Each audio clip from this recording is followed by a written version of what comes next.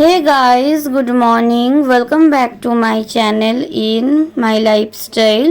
আশা করছি তোমরা সবাই খুব ভালো আছো আর আমিও ভালো আছি। আমার আর একটা নিউ ব্লগে তোমাদের সবাইকে জানাচ্ছি অনেক অনেক ওয়েলকাম। তো এর আগে তোমরা তো নবদ্বীপের ভিডিও দেখলেই, আর আজকে আমি তোমাদের সঙ্গে শেয়ার করব মায়াপুরের ব্লগ। তো এখন আমরা রয়েছি মায়াপুরে, আর আজকেই আমরা মায়াপুর থেকেও বেরিয়ে যাব এই বিকেলের দিকে। তো এখন হচ্ছে সকাল 6:30 বাজে। তো এখন আমরা রেডি হয়ে যাব, পুরো মায়াপুরটা আজকে ঘুরবো, মায়াপুরের সাইট সিন প্লাস ইসকন, তারপরে মায়াপুরে যে মিউজিয়ামটা আছে ইসকনের ভিতরে, সেই মিউজিয়ামটা আজকে সব ঘুরবো। তো সেটাই আজকে তোমাদের সঙ্গে আমি শেয়ার করব। আর এই দেখো আমরা এখন রয়েছি হলো ইসকনের ভিতরেই, মানে ইসকন মন্দিরের ভিতরে যে রুমগুলো আছে সেখানে। তো এখন আমরা সকাল 8টার সময় রুমটা ছেড়ে দেবো, কারণ কাল থেকে ছিলাম আর চেক আউট টাইম হচ্ছে সকাল 8টা। তো একটু পরেই ছেড়ে দেবো, তার আগে আমি এখন একটু নিচে যাচ্ছি। তো আমরা ছিলাম 3তলায়, তো কিছুটা লিফটে আসার পরে আবার সিঁড়ি দিয়ে নামতে হয়েছে, কারণ অতটা লিফট মানে নেই। তো চলো এখন যাওয়া যাক। আর এদিকে দেখো গাইজ, আমরা বেরিয়েও পড়েছি, আর আমরা একটু আগেই মানে রুমটা ছেড়ে দিয়েছি। তো এখন আমরা পুরো ইসকনের ভিতরে ঘুরবো, তারপরে মায়াপুরের সাইট সিন ঘুরবো, তারপরে আমরা বিকেলবেলা মানে 3টে 3:30-এর দিকে ট্রেন আছে, তো তখন চলে যাব। তো এই দেখো এটাই হচ্ছে মায়াপুর ইসকন, যেটা এখনও অবধি পুরোপুরি রেডি হয়নি। তো রেডি হতে আরও কিছুটা টাইম লাগবে। এর আগের বার যখন আমি এসেছিলাম তখনও এটা হচ্ছিল আর এখনও হচ্ছে। তো চলো তাহলে গাইজ, তোমরা ভিডিওটা দেখতে থাকো। আশা করব আজকের এই ভিডিওটা তোমাদের ভালো লাগবে। আর এইটা হলো একটা মিউজিয়াম, যেটা ইসকনের ভিতরেই আছে, কিন্তু এটা এখন বন্ধ। তো তার জন্য আমরা আগে প্রথমে মায়াপুরের সাইট সিনটা ঘুরে আসার পরে এখানে আসব। যেহেতু আমরা সকাল সকাল বেরিয়েছিলাম, মানে 7টা 7:30 নাগাদ, সেই জন্য এখানে মায়াপুরের ভিতরে যা যা আছে সেগুলো সবই বন্ধ ছিল। তো সেগুলো খুলতে খুলতে প্রায় 9টা 10টা। তো সেই জন্য আমরা এখন বেরিয়ে যাব, মানে গেট থেকে বেরিয়ে যাব। বেরিয়ে আমরা প্রথমে মায়াপুরের সাইট সিনটা ঘুরবো, তারপরে আবার ইসকনে আসবো। তো তখন এগুলো ভিতরে যেগুলো আছে ইসকনের ভিতরে, তো সেগুলো ঘুরবো। তো এখান থেকে আমরা একটা টোটো নিয়ে নিয়েছি। এই টোটোটাই আমাদেরকে পুরো মায়াপুরের, মানে মায়াপুর প্লাস মায়াপুরের আউটসাইড যেগুলো আছে সেগুলো সব ঘোরাবে। তো মিনিমাম 8-9টা জায়গা ঘোরাবে, তো ম্যাক্সিমাম 10টা। তো ওই সব জায়গাগুলো ঘোরাবে, মায়াপুরে যা যা আছে ঘোরাতে প্রায় 2-2.5 ঘন্টা মতো লাগবে। তারপরে আমরা আবার 11টার দিকে ইসকনে চলে আসব। তো এই দেখো আমরা বেরিয়েও পড়েছি একটা টোটো নিয়ে। তো চলো তাহলে ঘোরা যাক এখন।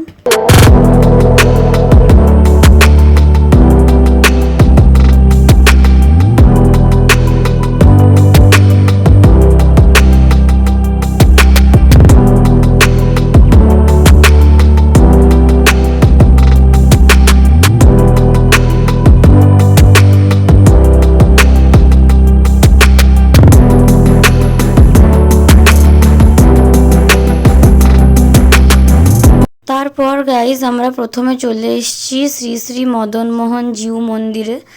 তো এখানে কিন্তু ক্যামেরা করা যাবে না, সেই জন্য আমি তোমাদেরকে বাইরে থেকেই দেখাচ্ছি।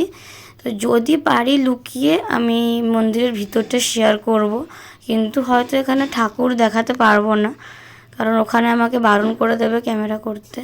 তো এটাই হচ্ছে মন্দিরের ভিতরের পোর্শনটা, আর ওইখানটা ঠাকুর আছে। এখন পর্দা দেওয়া, একটু পরে পর্দা খুলবে, কিন্তু ওখানে আমি ক্যামেরা করতে পারবো না।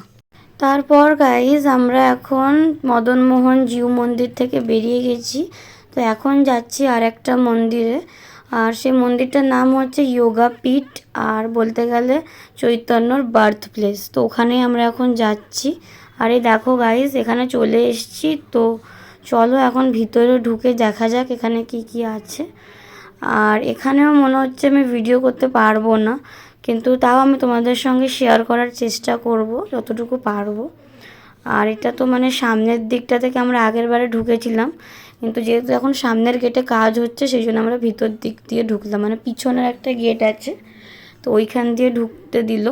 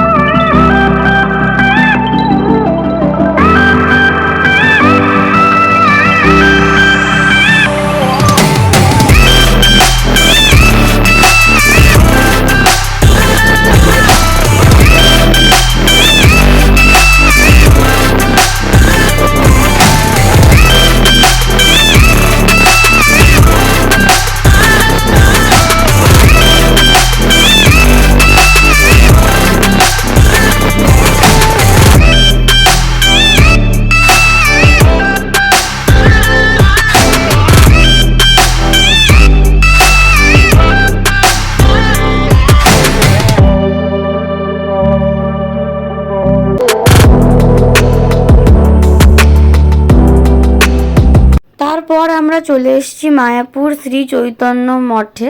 তো এইটা হচ্ছে মায়াপুরের শ্রী চৈতন্য মঠ। তো চলো ভিতরে ঢুকে দেখা যাক এখানে কি আছে।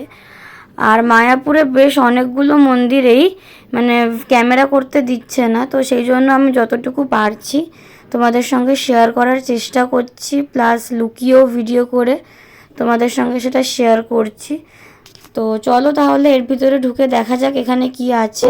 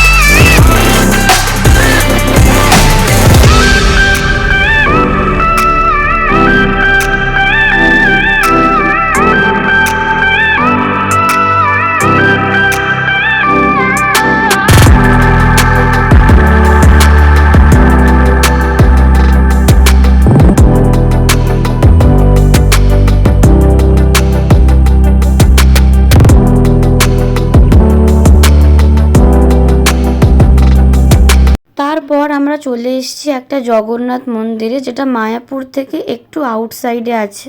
তো এটাই হচ্ছে সেই জগন্নাথ মন্দির। তো আমরা ভিতরেও ঢুকে পড়েছি। এবার চলো আগের দিকে গিয়ে দেখা যাক এখানে আরও কি কি আছে। এই জগন্নাথ মন্দিরটাও খুবই সুন্দর আর খুব সুন্দর করে সাজানোও রয়েছে।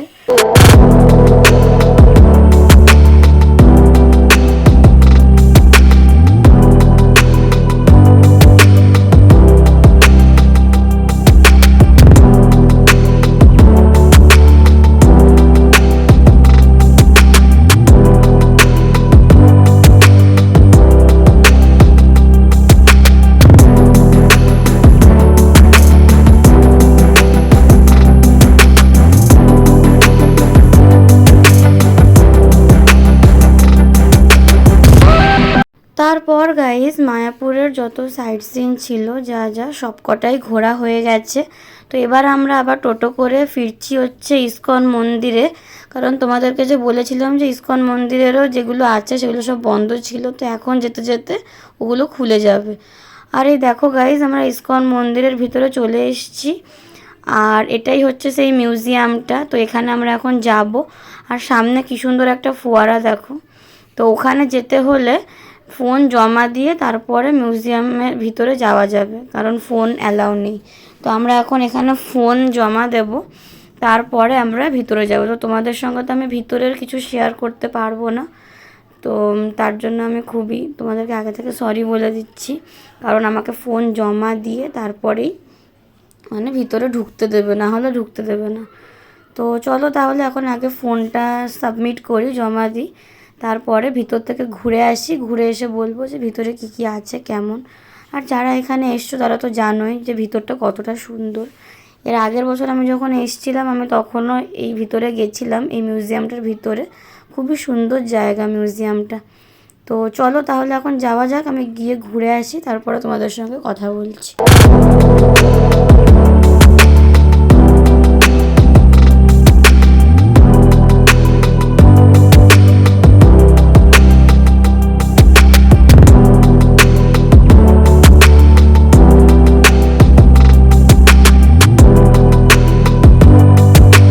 তারপর গাইস আমরা মিউজিয়াম থেকে বেরিয়ে এসেছি, আর বেরিয়ে আসার পর ফোন আর জুতো যেটা জমা ছিল দুটোই নিয়ে নিয়েছি।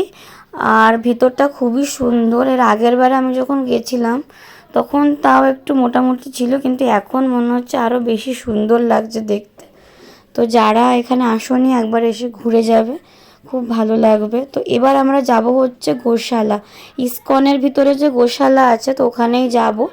এর আগের বারে আমরা ওখানে যেতে পারিনি, তো এইবারে গোশালা এখন যাচ্ছি।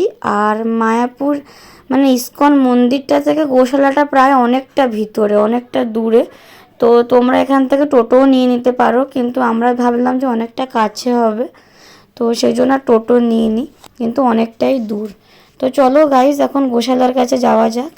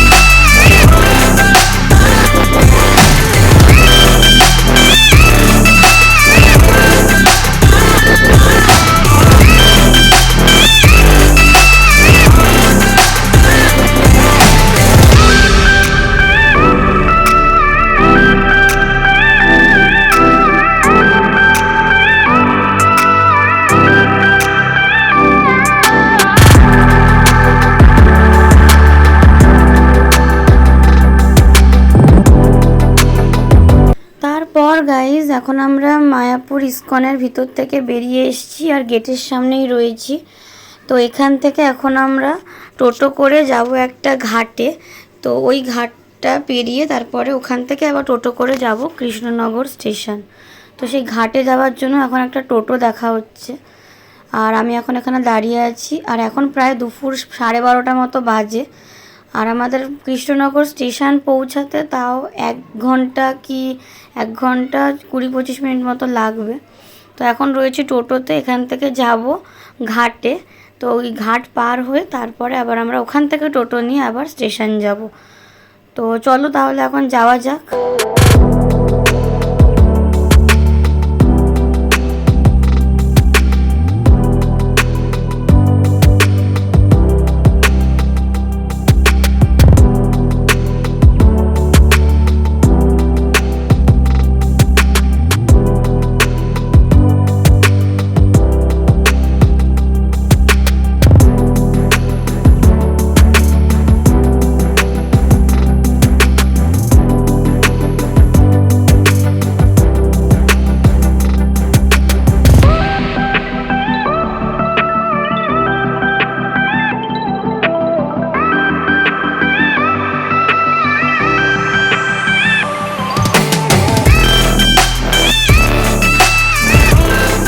আর এদিকে তোমরা তো দেখলেই যে আমরা ঘাট পার হয়ে আসলাম। তো এবার আবার এই পাশের দিক থেকে আমরা টোটো নিয়ে যাব কৃষ্ণনগর।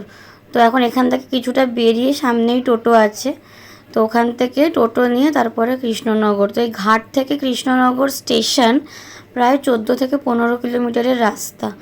তো চলো তাহলে এখন যাওয়া যাক। তারপর গাইজ এই দেখো আমরা চলে এসেছি কৃষ্ণনগর রেলওয়ে স্টেশন। তো এখান থেকে আমাদের ট্রেন আছে, আর একটু পরেই ট্রেন আছে। তো এখান থেকে সোজা যাবে শিয়ালদা একদম, আর শিয়ালদা যেতে প্রায় 2 ঘন্টা মতো সময় লাগবে। তো আজকের এই ভিডিওটা আমি এই অবধি রাখলাম। যদি আজকের এই ভিডিওটা তোমাদের ভালো লেগে থাকে অবশ্যই একটা লাইক, শেয়ার, সাবস্ক্রাইব, কমেন্ট করে দিও। দেখা হচ্ছে তোমাদের সঙ্গে নেক্সট ব্লগে। সবাইকে টাটা, সবাই খুব ভালো থেকো আর সুস্থ থেকো।